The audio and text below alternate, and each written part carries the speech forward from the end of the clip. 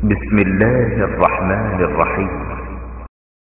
الله أكبر الله أكبر الله أكبر.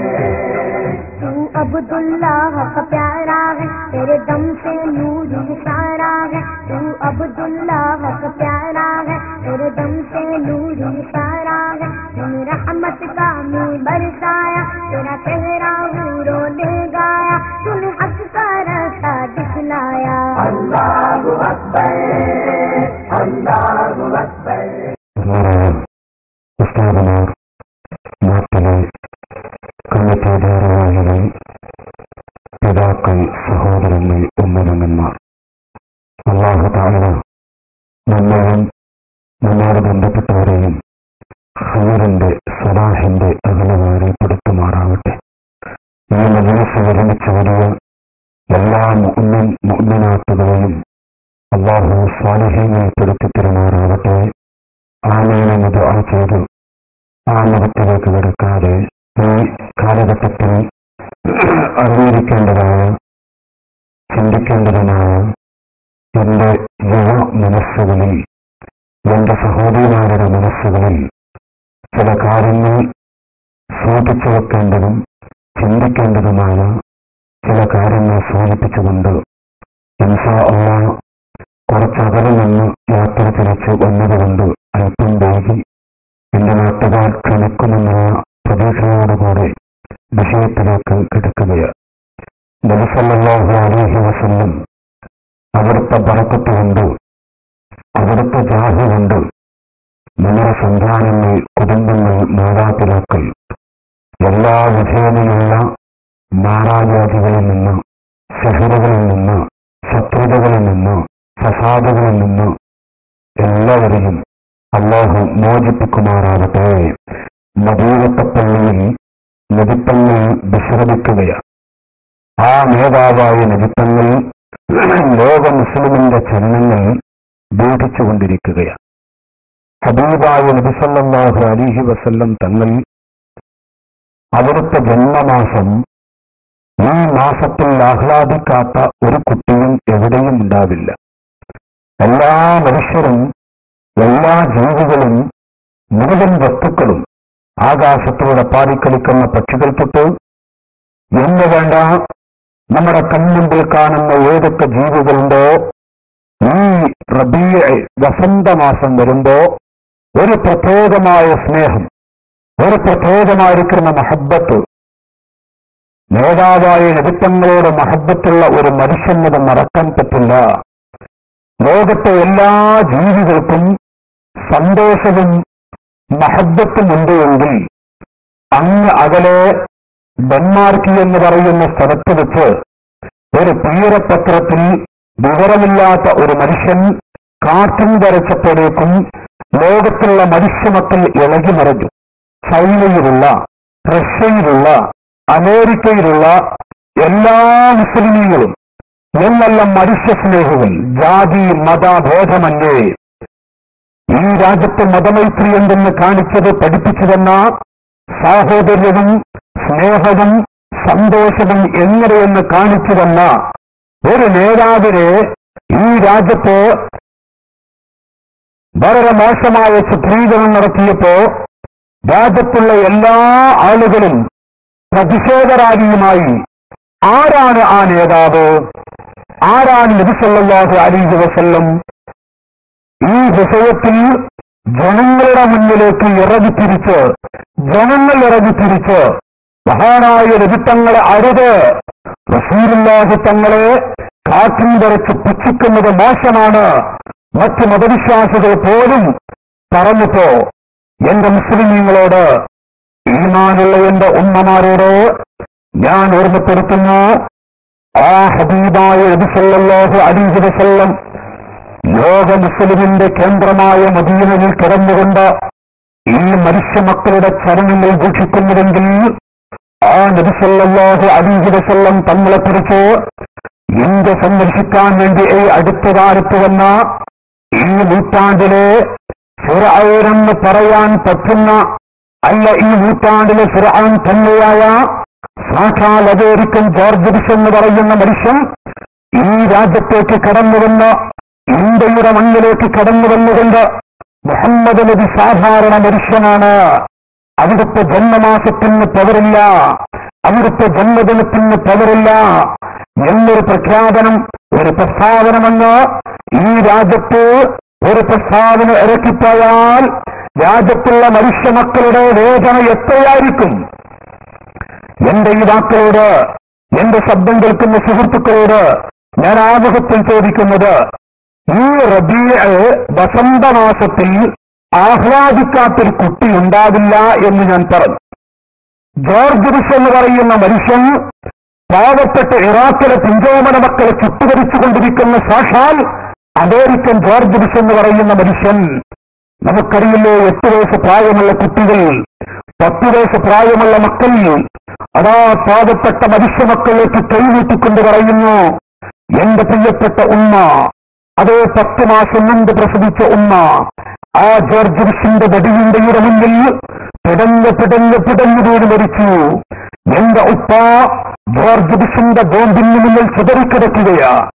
ഉപ്പ എന്ന് വിളിക്കാനൊരു കാര്യമില്ല, ഉമ്മ എന്ന് വിളിക്കാനൊരു കാര്യമില്ല, ഇക്ക എന്ന് വിളിക്കാനൊരു കാര്യമില്ല. ഓ മുസ്ലിമീങ്ങളെ, നിങ്ങളൊക്കെ പടച്ച റബ്ബിലേക്ക് കൈനീട്ടി ദുആ ചെയ്യുമ്പോ ഇറാഖിലെ കുട്ടികളായ ഞങ്ങളൊന്ന് മരിച്ചു വീടാൻ നിങ്ങൾ ദുആ ചെയ്യുക. ഈ മക്കൾക്കൊരു തുള്ളി വെള്ളം നൽകണ്ട, ഈ മക്കൾക്കൊരു പിടി ഭക്ഷണം ആവശ്യമില്ല, ഒരു റിയാലും നിങ്ങൾ നൽകേണ്ട ആവശ്യമില്ല. സാധുക്കളായ ഇറാഖിലെ പട്ടിണി പാവങ്ങളായ ഞങ്ങളൊന്ന് മരിക്കാൻ നിങ്ങൾ ദുആ ചെയ്യുമോ? ഇറാഖിലെ നൂറുകണക്കിന് പാവപ്പെട്ട കുഞ്ഞുമക്കൾ നിലവിളിച്ച് കരയുമ്പോ 10,000 വരുന്ന പാവപ്പെട്ട ഫലസ്തീനുകളെ ചുട്ടുകരിച്ചുകൊണ്ടിരിക്കുന്ന സാഖാൽ ഷരോൺ എന്ന് പറയുന്ന ഒരു മനുഷ്യൻ, മഹാനായ നബിത്തങ്ങൾ സാധാരണ മനുഷ്യൻ എന്ന് പറഞ്ഞാൽ, അല്ലാഹുവിന്റെ ഹബീബിന്റെ ജന്മമാസത്തിന് പവറില്ല എന്ന് പറഞ്ഞാൽ രാജ്യത്തെ മുസ്ലിമിന്റെ പൊട്ടുന്ന കൽബ് എത്രയുണ്ടാവും? രാജ്യത്തെ മനുഷ്യന്റെ വേദനിക്കുന്ന മനസ്സ് എത്രയായിരിക്കും?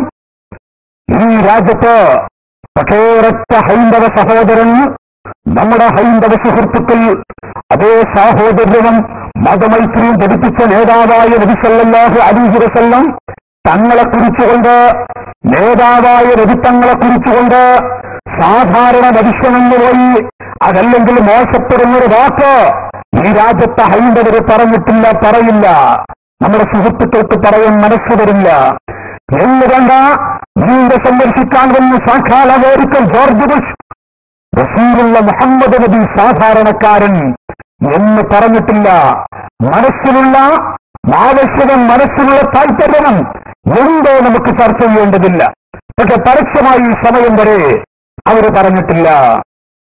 എങ്കിൽ നമ്മുടെ സഹോദരങ്ങൾ അറിവില്ലാതെയോ മറ്റോ ആയി പവിത്രമായ റബീഅ എന്ന വസന്തമാസമെന്ന് വരുമ്പോ കാണുന്ന പോസ്റ്ററുകളിലും കാണുന്ന സ്ഥലങ്ങളിലുമൊക്കെ അനിസ്ലാമികവും മഹാനായ നബിത്തങ്ങളുടെ ചെറിയൊരു മധുഹ പറയുന്ന സമയം അന്താ ഉമ്മുൻ അം ആദു മറഅയ്നാ ഫീമാ മിസ്ല ഹുസ്നിക ഖത്തു യാ സയ്യിദി ഖൈറൻ നബി. ഓ നബിയേ, അങ്ങയെക്കുറിച്ച് ഉമ്മയെന്ന് പറഞ്ഞാൽ മതിയാവില്ലല്ലോ നബിയേ. അവിടുത്തെക്കുറിച്ച് പിതാവി എന്ന് പറഞ്ഞാൽ പോരെ നബിയേ.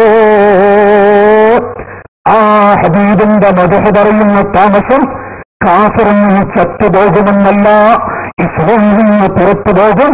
പല രൂപത്തിലുമൊക്കെ നമ്മുടെ സുഹൃത്തുക്കൾ പറയുമ്പോ ഒരു കാലത്തത് പറഞ്ഞ അനിസ്ലാമികമാണ് എന്ന് മുദ്രകുത്തിയിട്ട് ഈ മാസങ്ങൾക്ക് മുമ്പ്, 2-3 മാസങ്ങൾക്ക് മുമ്പ് ഈമാനുള്ള എന്റെ യുവാക്കളോട് ഞാൻ പറഞ്ഞു വരുന്നത്, ആ നേതാവായ നബിത്തങ്ങളുടെ ഉമ്മയെക്കുറിച്ച്, ആ ഹബീബായ നബിത്തങ്ങളെ 10 മാസം മുമ്പ് പ്രസവിച്ച ഉമ്മയെക്കുറിച്ച് കോഴിക്കോടിന്റെ മണ്ണിൽ വെച്ച് ചർച്ച ചെയ്തിരിക്കുകയാണ്.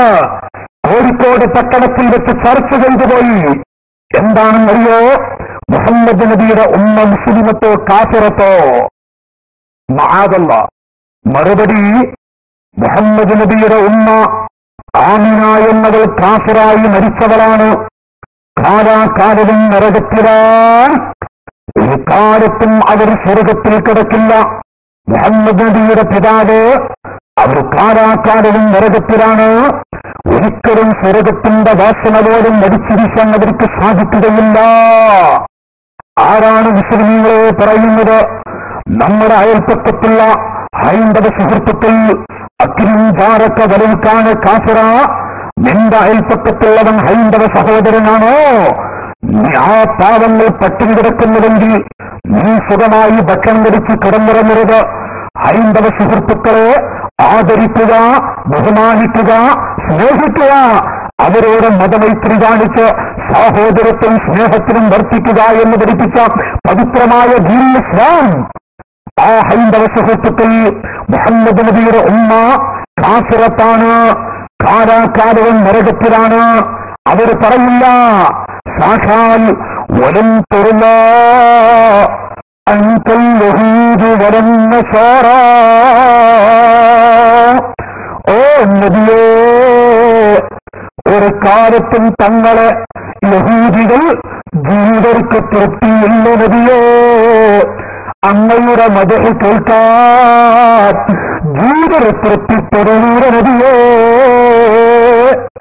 വലം തുറന്ന അൻകൽ യഹൂദ് വലം നസാറ.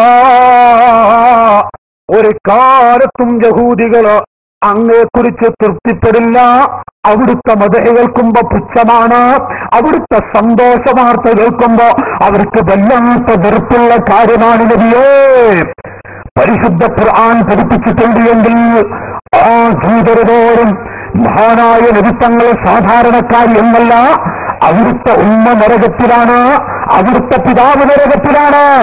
പറഞ്ഞിട്ടില്ല, പറയാനുള്ള മനസ്സ്, അതല്ലെങ്കിൽ അവർക്കുള്ള ധൈര്യം വന്നില്ല എങ്കിൽ നമ്മുടെ മലയാളം എന്നിലുള്ള കോഴിക്കോട് ജില്ലയിലുള്ള നമ്മുടെ പ്രിയപ്പെട്ട സഹോദരങ്ങൾ അവരാണ് പറഞ്ഞു പോയത്. അവരുടെ മനസ്സതിന് അനുവദിച്ചു. എന്റെ സുഹൃത്തുക്കളെ, റബീഅ എന്ന വസന്തമാസമായതുകൊണ്ട് ഞാൻ ഈ ഭാഗമൊന്ന് സൂചിപ്പിക്കുകയാണ്. ആരാണ് റസൂലുള്ളാഹ്? അവിടുത്തെ ഉമ്മ നരകത്തിൽ നിന്ന്. ഓ ഈമാനുള്ള പിതാക്കളെ, ലാ യൽമഉ ബഅദഹാ അബദാ. ഒരു കാലത്തും ദാഹിക്കാത്ത വെള്ളം റസൂലുള്ള 10,000 നൽകുമ്പോ ആ ഹബീബിന്റെ കരങ്ങളിൽ നിന്ന് വെള്ളം വാങ്ങി കുടിക്കാൻ ആഗ്രഹമുള്ള മുസ്ലിമീങ്ങളെ, ഈ ഭാഗം ചിന്തിക്കാൻ നമുക്ക് കഴിയുമോ? 6 വയസ്സോടെടുക്കുന്ന സമയം, അതാ ഒട്ടകപ്പുറത്ത് സഞ്ചരിക്കുന്ന ഘട്ടം, അതിൽ